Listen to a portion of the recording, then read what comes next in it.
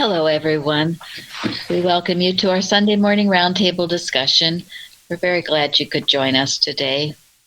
We are recording from the Plainfield Christian Science Church Independent, Plainfield, New Jersey, the United States of America, and we warmly welcome you all.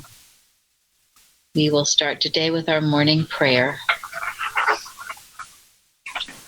I have an excerpt from Retrospection and Introspection, page 21, and page 227 in Divinity Course in General Collectania. It is well to know, dear reader, that our material, mortal history is but the record of dreams, not of man's real existence, and the dream has no place in this science of being. You all heal. You all have demonstrations. Now, with regards to long ones, have patience. Keep on and on, living the truth and declaring it. Never give up. Be patient, and patience will have its perfect work. Be vigilant. Be wise. Fill your mind with deep treasures. Learn to talk just the inspiration of truth. Spiritualize your whole being. Let this be the outcome of your growth. Mary Baker Eddy. Wow, that was wonderful. Thank you very much. All right, Linda, the watching point. Watch number 108. Watch lest you believe that unless you go through certain scientific arguments or study the lesson every morning, some accident or dreadful catastrophe might happen. Such a mistaken attitude shows an ignorance of the purpose of mental work. One does not fill his automobile with oil every morning, but he does watch the gauge and replenish the oil when it is necessary to do so.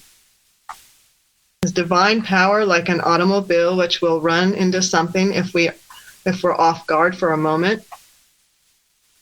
The student should constantly strive to keep his thought balanced or adjusted on the spiritual side. Then that which emanates from his thought will be constructive and healing. If he finds that he has temporarily lost his balance on the right side, he must make a sincere effort to regain it. Our leader forbids the use of formulas. When one uses a formula in his healing, it means that he has more faith in the letter than in the spirit. Part of our training and growth is to learn how to formulate through divine guidance our own scientific tools or statements to fit each problem, and then to put back of these declarations the expectancy and inspiration that makes them efficacious. Those who use formulas not only lose the growth that comes of building their own tools, but they erroneously believe that it is the statements which they use that do the healing. In this way, they neglect and overlook the need of the Spirit.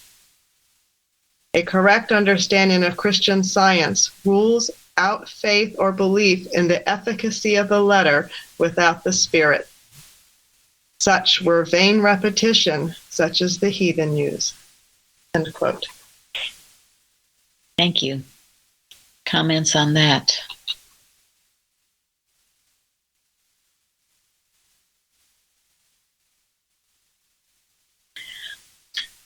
Well, certainly I've learned since being here that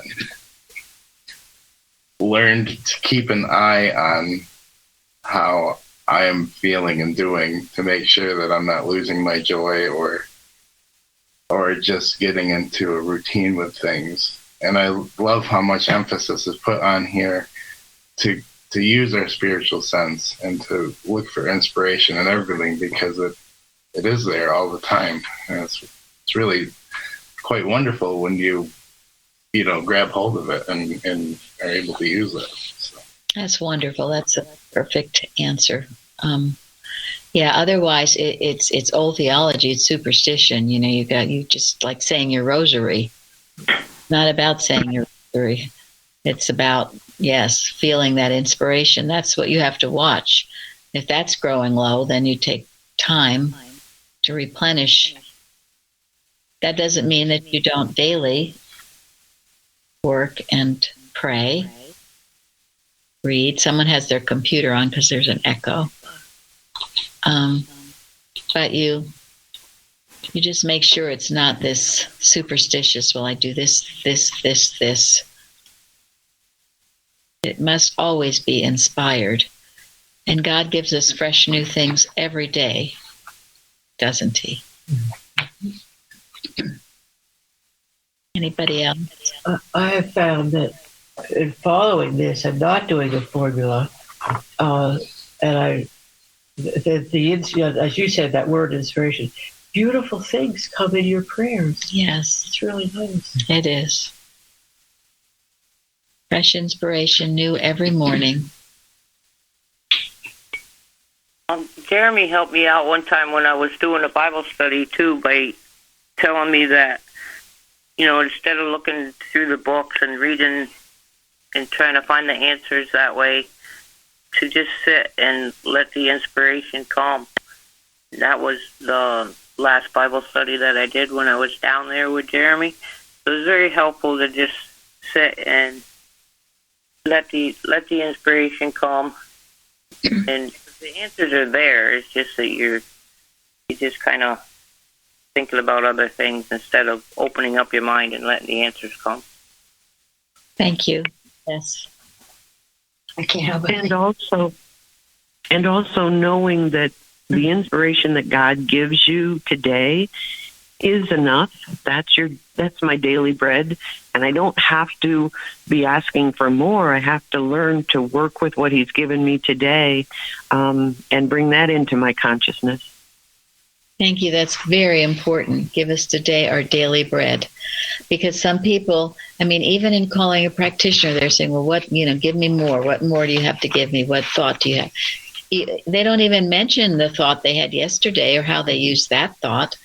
And even calling a practitioner, if you do it like going to a doctor's office, just, it's superstitious too. I'll just call and then everything will be great. And you're not doing the work you need to be doing yourself. Mrs. Evans always called it a duet.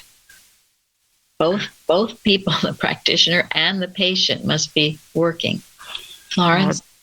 No, the truth can become just like a pill, right? I call practitioner, she gives me a truth and I use it, which is quite different from, what I just read said, learn to talk just the inspiration of truth. From our learning, our study of the Bible and Christian Science material, we gain some truths that become part of our thinking. And those are there, and they come as, the challenges come as well. So it's not so much, I'm going to call for a certain truth and then, use it as such. Otherwise, it becomes really just like medication. Thank you. Absolutely. Lil, did you? Yeah, it just reminds me you have to be flexible. Yeah. Yeah. Be flexible. Be able to bend, she says. Gary? Well, and it is in the completing the tasks that God gives you today that prepares you for tomorrow. Mm-hmm. It is doing what God has for you to do today, fulfilling the inspiration that he gives you today that prepares you for tomorrow. And it's not like you have to go out and look for the next source of inspiration. It comes to you when you're ready, when you need it. Yes, that was a calendar statement from First Edition this week about what truth comes when you need it. Not when you want it. Not when you want it, but yeah, it comes as you need it. So, all right. And it really does. And it really does. as Jeremy can attest so well. Yes. And sometimes you just open a book and there's a message that you needed to see. Go ahead, Florence. No, it just says, it's on the 4th. It says, truth comes when it is needed, not because of a personal demand. Thank you. That's the quote. Thank you. And I'm sure that's the first edition of Science and Health. Thank you. We're going to start having that in the Liberator, quotes from the first edition. They're very powerful and simple. We used to do that, and that was Healing Thoughts. All right, we have a beautiful subject this week of spirit. And Lil, you can read the golden text. Out of heaven he made thee to hear his voice, that he might instruct thee. I love that. You know, you were made to hear his voice. So when you say you can hear his voice, well, yes, you can. You just haven't worked at it. You were made. That's how he created you. Why would he create you and then making you unable to hear his voice? That doesn't make sense. And that also that he can instruct you. He wants you to be listening so he can tell you what it is you need to do and to know. And this is what Mrs. Eddy calls the divinity course. You know, a person can teach you only so much. A teacher can teach you only so much. But the ultimate is for you to get your instructions directly from God. And that should be everyone's objective. And he's an ever-ready teacher, right? Well, exactly. And he wouldn't instruct us in that regard if it wasn't possible. Mm-hmm. Yeah, I love it in the chapter on prayer when Mrs. Eddy says, you know, we have ready access to that throne of prayer, the spirit, audience with spirit, she puts it. Day or night, you have it. It's always available. Always. Make use of it. And Louise on the forum, she put that little video of a shepherd, one who takes care of the sheep, talking about how the sheep, they only respond to their shepherd's voice. I think Parthens did that once too. It was an example of, you know, when the shepherd called his sheep, they all came running. Nobody else could get the sheep. They'd just not listen, not listening. That was a beautiful illustration. So we must be the same way. And didn't Christ Jesus say that? I believe it's in John that my sheep hear my voice. Yes. Mm-hmm. So, and everyone has access to it. This isn't just for a certain few. Everybody does this. Everybody can do this. No one is exempt from this. He made you to hear his voice. We all have that privilege. It's just a matter of cultivating it. And that, along with the watching point, reminded me of Martha Wilcox's quote I really love. Prepared thought is a doorway through which revelation comes. So doing your work every day and being ready for it is what allows you to be ready for it. Yes, yes. Carrie sent me some really good things this week. And one, it was this from an old journal, 1890 issue, letters from a General Gordon, who was a British Army officer. But he writes about the Bible. The Bible, by his revelation, is most absorbing. It seems so clear when he teaches, meaning God. The flesh cannot receive the things of the Spirit. The spiritual soul never argues. It is only the carnal mind that does. God speaks in us. If we live much in the flesh, we shall not hear his voice, unless by trials and afflictions. But if we live in the Spirit, we shall, according to the degree we do so, hear his voice, minutely and always. Peace is the fruit of the Spirit, and obtained only by the indwelling of the Spirit. Meditate much in the fruit of the Spirit, and with God's blessings, you will be done with the dark times. So, in the Bible later at the end, it talks about the natural man receiveth not the things of the Spirit, for they are foolishness unto him, neither can he know them, because they are spiritually discerned. Some people they don't seem to get it, and that's why they're in the human mind and they don't get it. And then they get mad and want to argue with people that are getting it. And anyway, it's not worth the argument. No one wins an argument. So all you can do is be at peace and pray. And then it's in Galatians, the fruit of the Spirit. And the fruit of the Spirit is a result of being in the Spirit. It's not something you seek after. You have to be in the Spirit. And it's love, joy, peace, long-suffering, gentleness, goodness, faith, meekness, temperance. Against such there is no law. So when you become divinely inspired by God, when you are listening to his voice, that's the fruit you will receive. It'll just be there, because that's the fruit of the Spirit.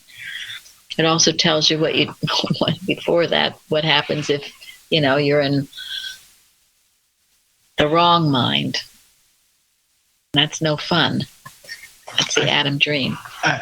This may help. I felt that questions are probably the most powerful things that we have. When we see that, when we ask God, what do we need to do? Not tell him so much about what we are doing, but what do we need to do? What do we need to change? What would you want of me? All those things are prayers, and things were not working as quickly for me. They were like a doorway to start maybe changing my behavior and thoughts. Thank you. That's beautiful, Craig. But some prideful people, they just say, why me? Why me? Why me? Why me? Oh, you're right. Well, that's the point. I mean, That's because it's the questioning that is the humility. And it's the humility that is absolutely required in order to get the right answer. Exactly. Now, cleanse thou me of secret faults. And we're going to get into that, those beautiful prayers at the beginning of the lesson. But right now, we will do the responsive reading. Carol. He that dwelleth in the secret place of the Most High shall abide under the shadow of the Almighty. Because thou hast made the Lord, which is my refuge, even the Most High thy habitation, there shall no evil befall thee, neither shall any plague come nigh thy dwelling. For he shall give his angels charge over thee, to keep thee in all thy ways. They shall bear thee up in their hands, lest thou dash thy foot against a stone. He shall call upon me, and I will answer him. I will be with him in trouble. I will deliver him. I will honor him. Thank you. And that's God speaking to those who have set their love upon him. He will do all those things for those who love him. We must never doubt that. This is our shield. This is our vaccination, if you will, right now through these times.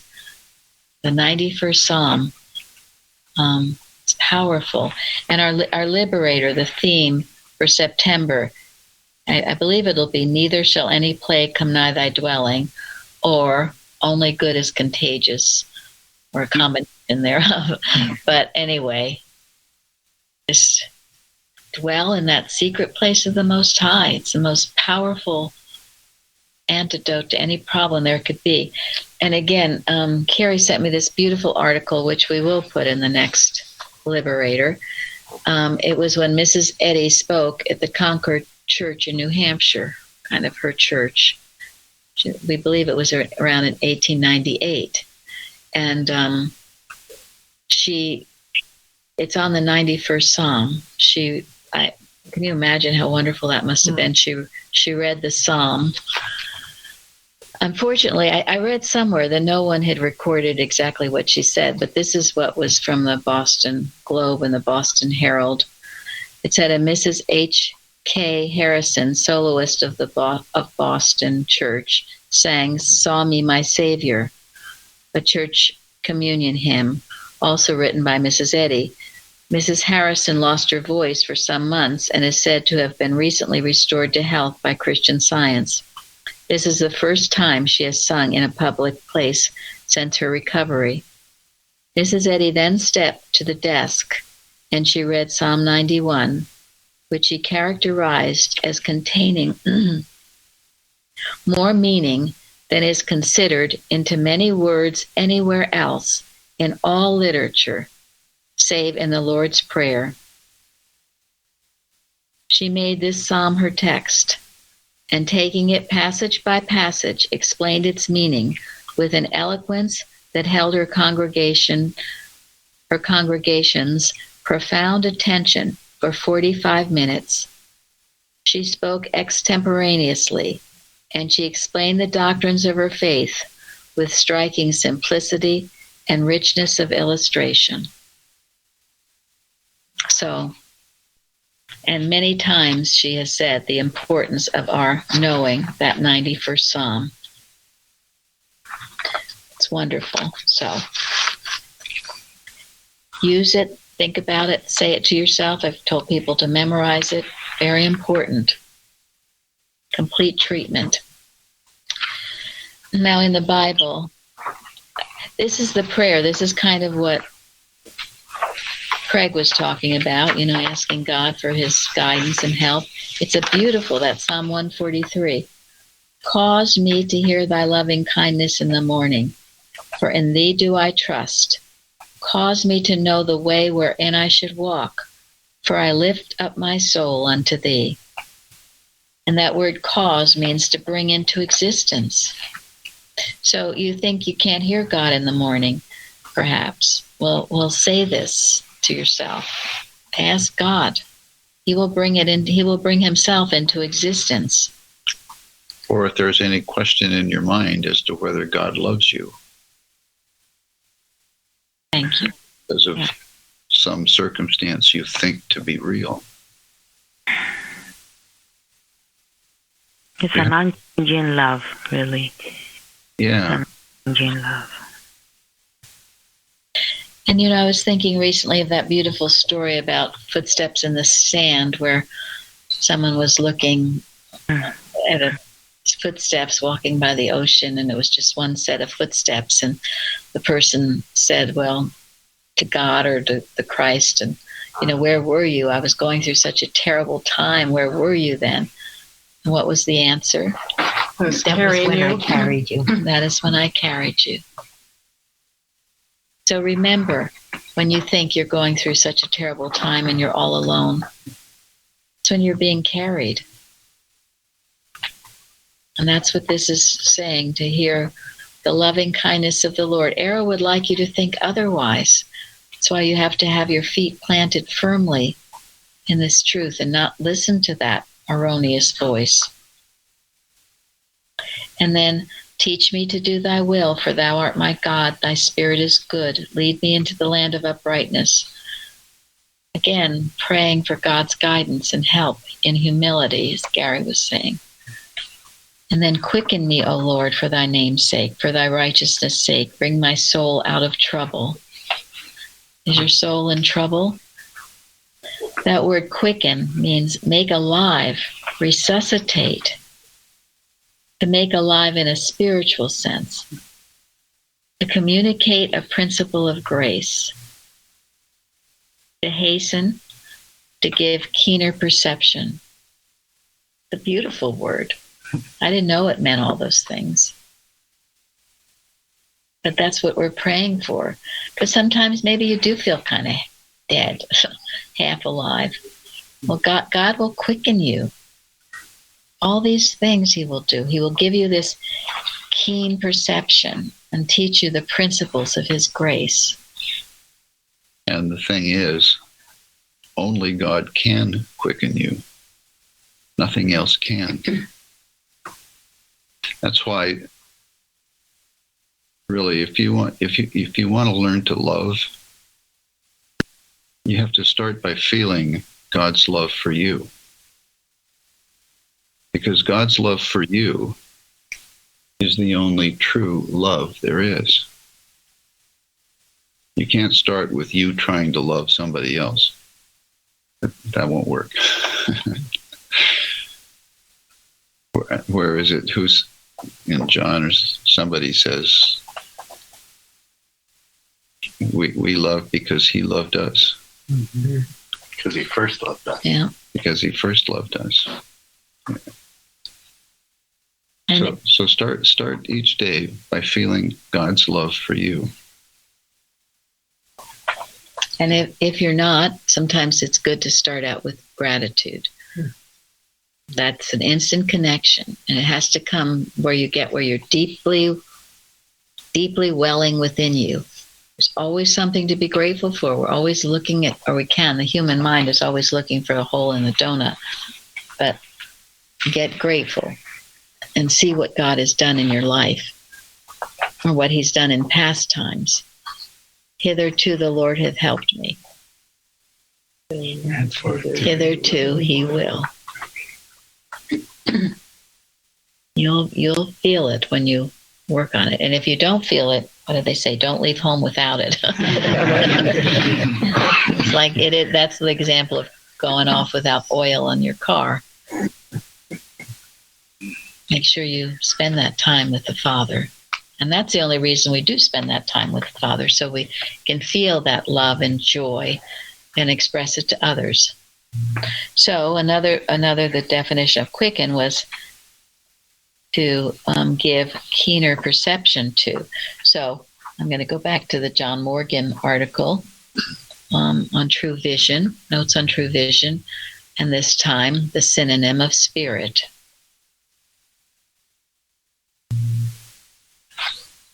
Spirit is the only true conception of being, quite separate from the human concept, and always correcting it. Correcting the view is a function of spirit, and so spiritual clear-sightedness is natural to me, distinguishing all things as they really are. Through spirit, I see all things rightly, clearly, correctly, distinctly, spiritually. This gives me discernment, so that I differentiate between one idea and another, also between true and false.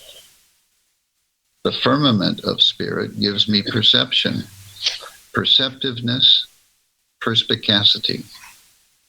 It opens the eyes of my understanding. It shows me what is real and what is unreal. The clear sight of spirit does not blind me to faults and errors. Rather, I detect them more clearly, but as unrealities. I discern only the good and the true to be real, and so my eye is single. I positively look for the real, the good, and the true. In spirit, good vision is natural, and it is irreversible. Because spirit is forever unfolding reality, my vision is daily increasingly clearer. I am glad to see old concepts and false opinions disappear.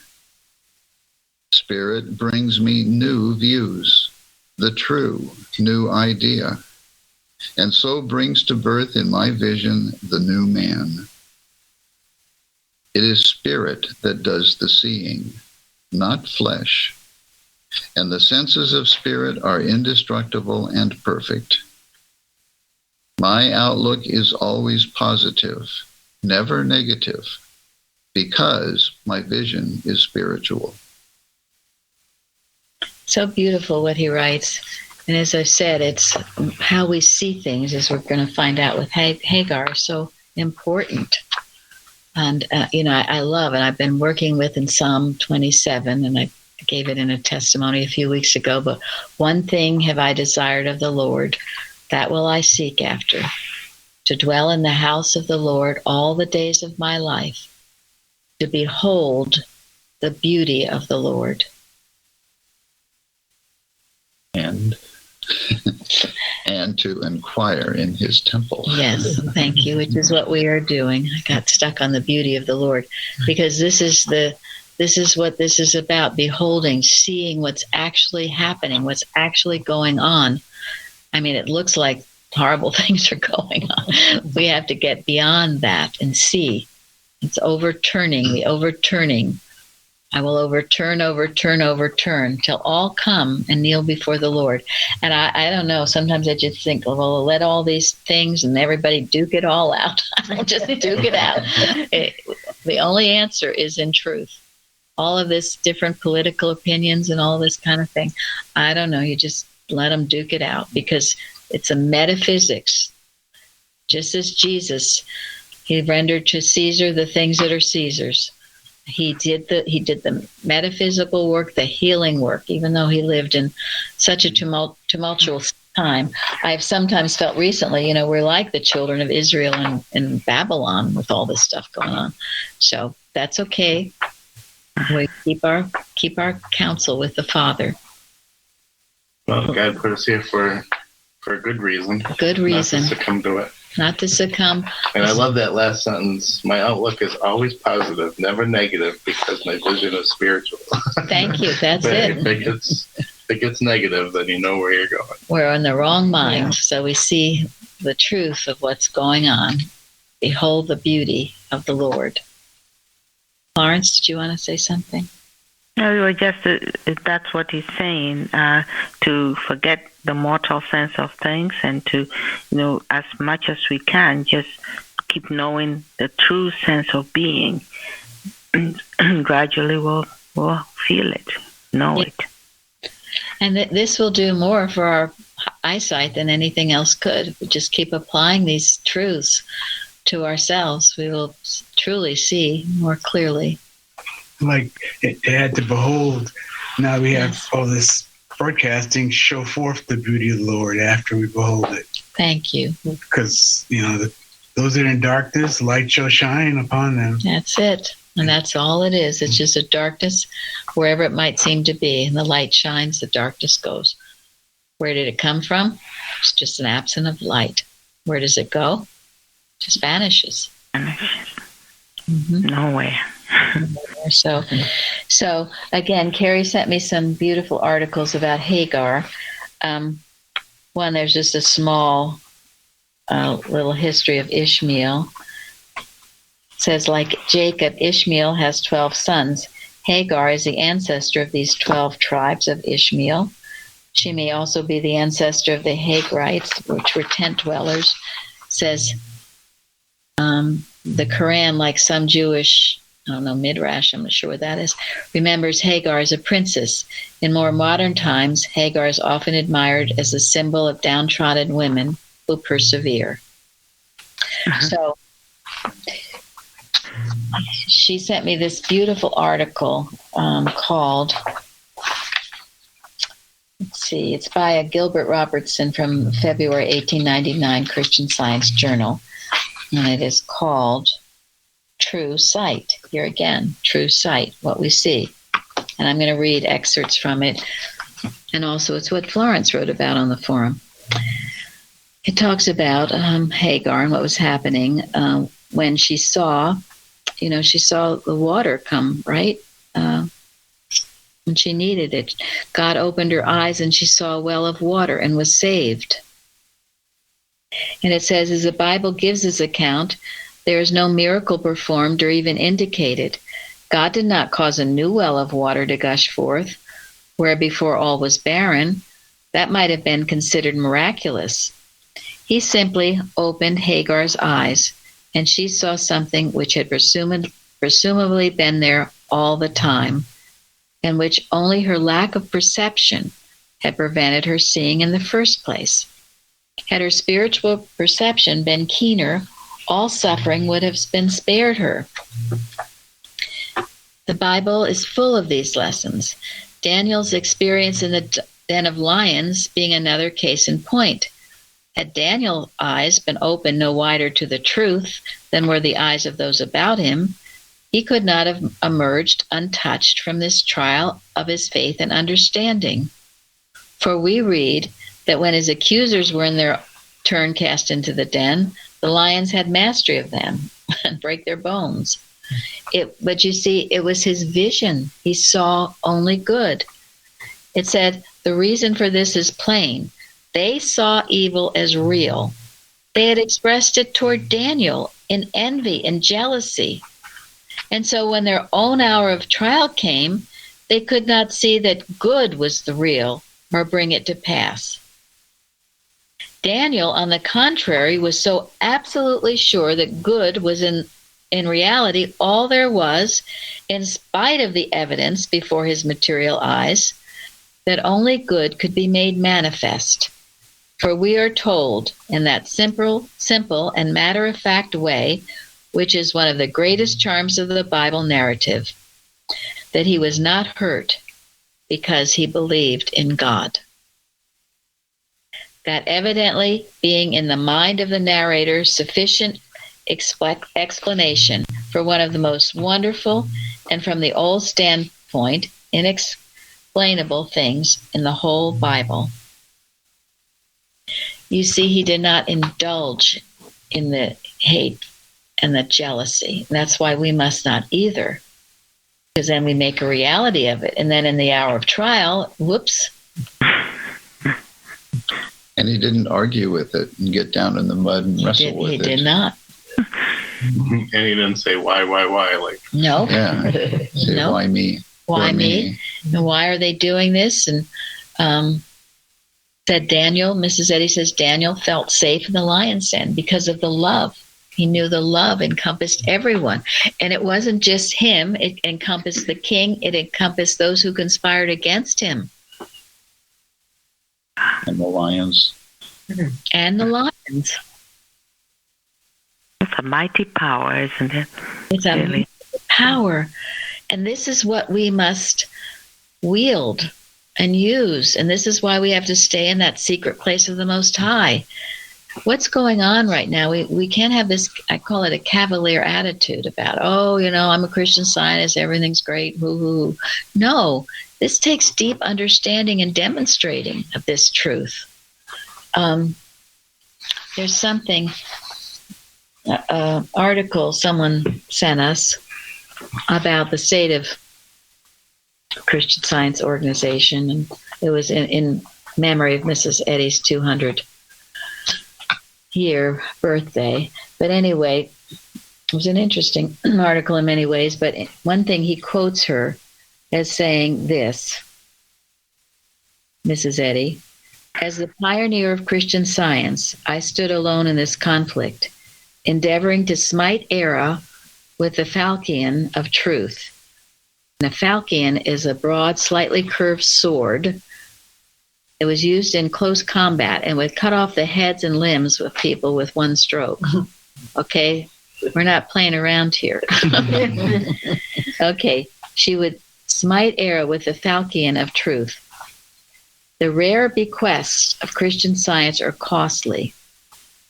Ceaseless toil, self-renunciation, and love. The motive of my earliest labors has never changed. It was to relieve the sufferings of humanity.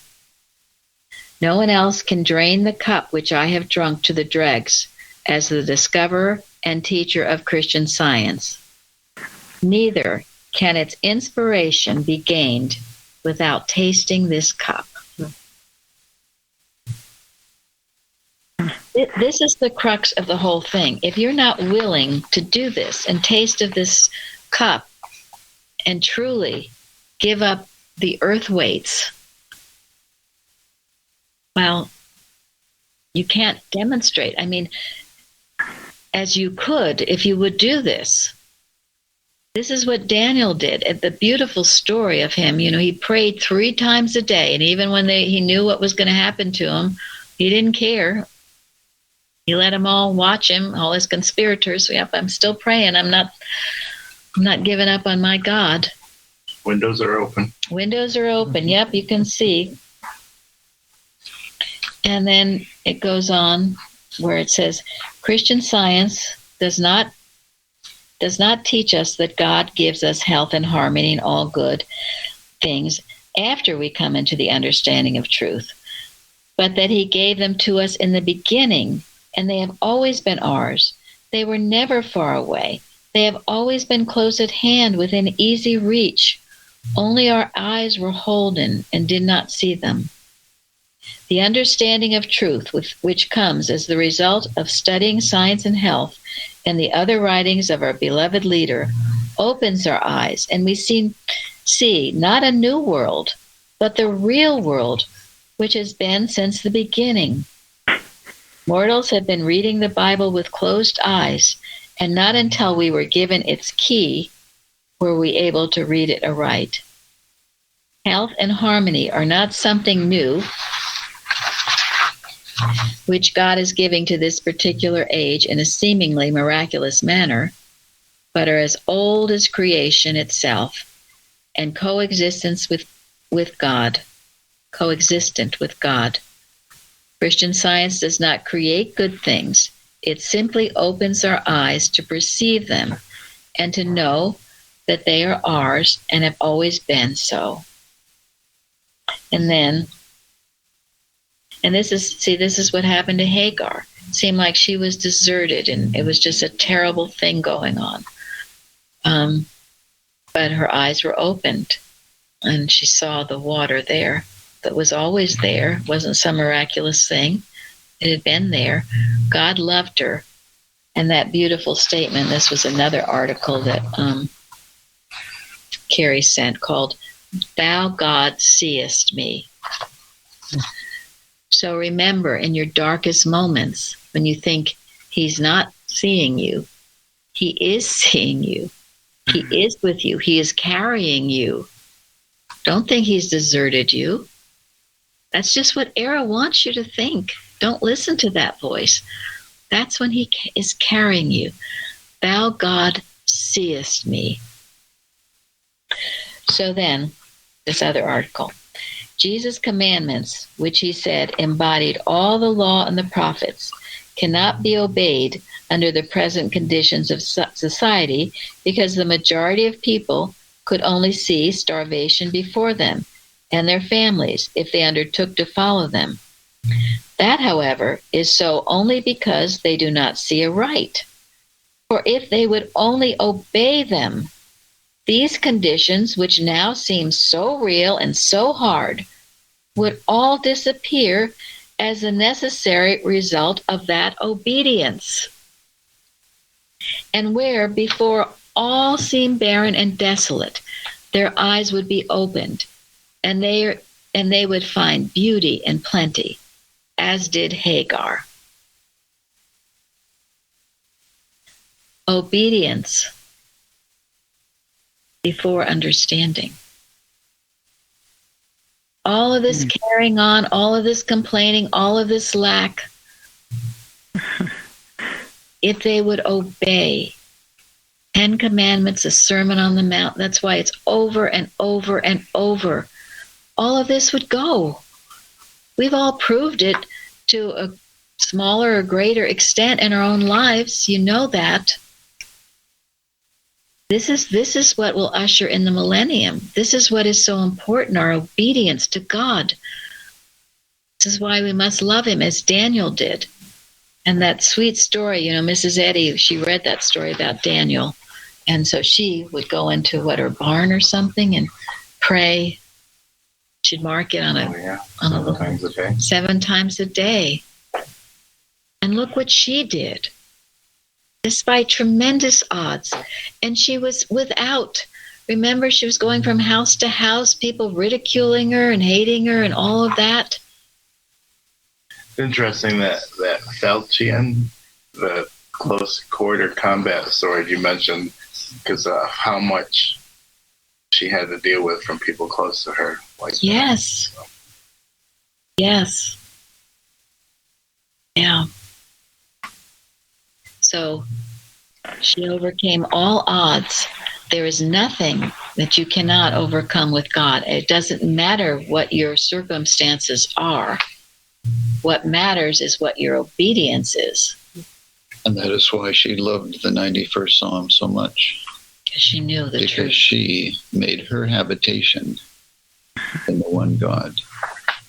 And she didn't budge. She refused to inhabit anywhere else. And what she saw going on around her I can only imagine. I couldn't imagine. And yet God took care of her in every way. And Florence, you wrote about this on the forum. Do you want to add anything? Oh, really, I was just saying what you said, that God was taking care of the lad, and also, of course, there was water. And so it's just an awakening to Hagar that made her see that, not without, which we always do. We always limit God and, ourselves too. Always saying, no, I don't have this. I have that ancestry and all of these things. But none of that true. Yes. That ancestry and that beautiful, your ancestry is the beautiful, the good, and the pure. Mary Baker Eddy. I always go back to that. That's why you cannot claim this human, whether it's good or bad, parentage and all of that, because good or bad, it'll end up being bad. It's human, so therefore it's not good. Mm-hmm. Yeah. And isn't that wonderful? In the first edition, she says that the beautiful, good, and pure is our ancestry. It is it. So hey, that's good for me. I don't need anything else than that. I'm good with that. And that doesn't mean I love my human parents and family, but you've got to elevate it to know where you've come from. No, you haven't ever been a personal creator, excuse me, of anything. So go ahead. No, he precedes that with, in science, man is the offspring of spirit. So if we just keep that in our thought, in our hearts. Yeah. Yes, thank you. And that kind of leads us into Linda's forum comment, which is from Science and Health, page 506. Linda. From Mrs. Eddy, quote, Spirit God gathers unformed thoughts in their proper channels and unfolds these thoughts, even as he opens the petals of a holy purpose in order that the purpose may appear, end quote. Okay. And it just reminded me, I worked with my practitioner here at Plainfield with false sense of responsibility and how we see those around our lives, and that their purpose is in God's care. And I just love that he unfolds the thoughts and their holy purpose is in his hands. But it also reminded me of the Bicknell Young quote I was given by the practitioner that is from 1937 college, quote, a divine idea carries within itself the power to accomplish the divine purpose, and the responsibility of its unfoldment belongs to divine principle, who cares for each detail of its progressive being, end quote. And I was grateful to have this teaching because I didn't have that before I came here, despite being in the organization all my life and being class taught, et cetera, et cetera. And it's just beautiful understanding our true heritage. It's quite a sin, actually, that it wasn't taught correctly. Well, and some of that is that these wonderful teachings were all hidden and suppressed and not given forth, because that's Bicknell Young. And I have used that so many times. It's certainly true when you feel over-responsible about anything, whether it's a family member or your business or whatever it is, to remember the responsibility of its unfoldment belongs to the divine principle who cares for each detail of its progressive being. It's a powerful thought. So keep that, as I say, in your arsenal.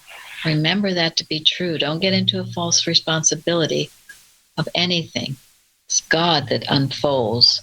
And that beautiful statement that gathers unformed thoughts into their proper channels and unfolds these thoughts, even as he opens the petals of a holy purpose in order that the purpose may appear. Now, that's true about our church.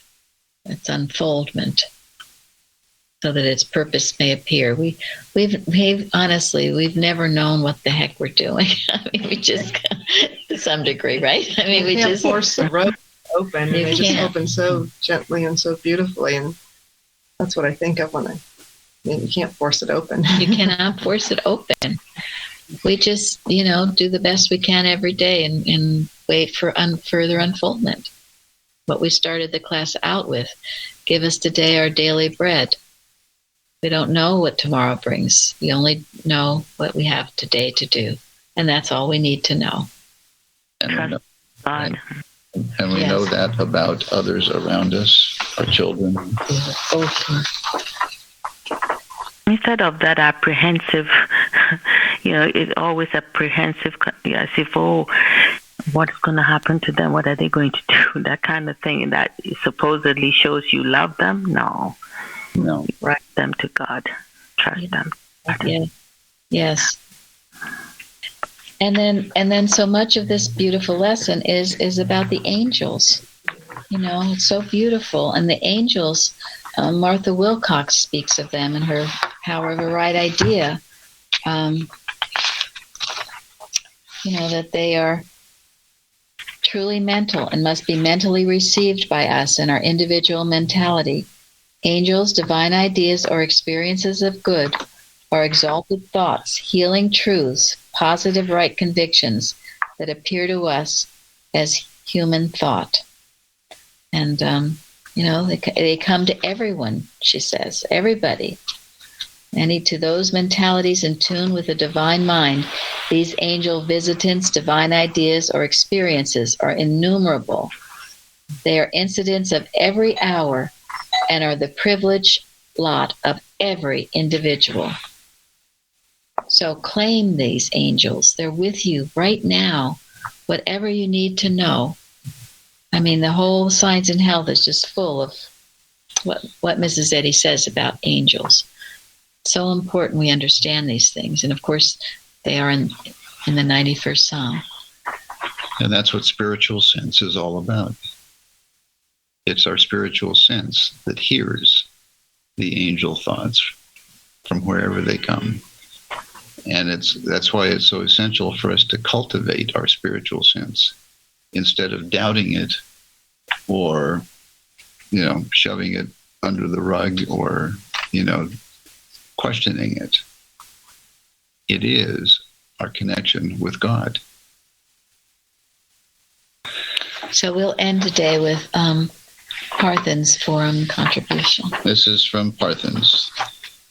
Quoting Science and Health, the more destructive matter becomes, the more its nothingness will appear, until matter reaches its mortal zenith in illusion and forever disappears.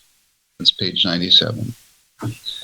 The number 7 being the number of completeness, Mrs. Eddy notes in her Apocalypse exegesis that matter's destructiveness reaches its zenith in the 7 last plagues, and at the very climax of its aggressiveness and presumption, it disappears, to be immediately replaced by reality, the descent of the holy city, the New Jerusalem, like an unexpected rainbow, putting a splendid, decisive end to a seemingly relentless series of storms.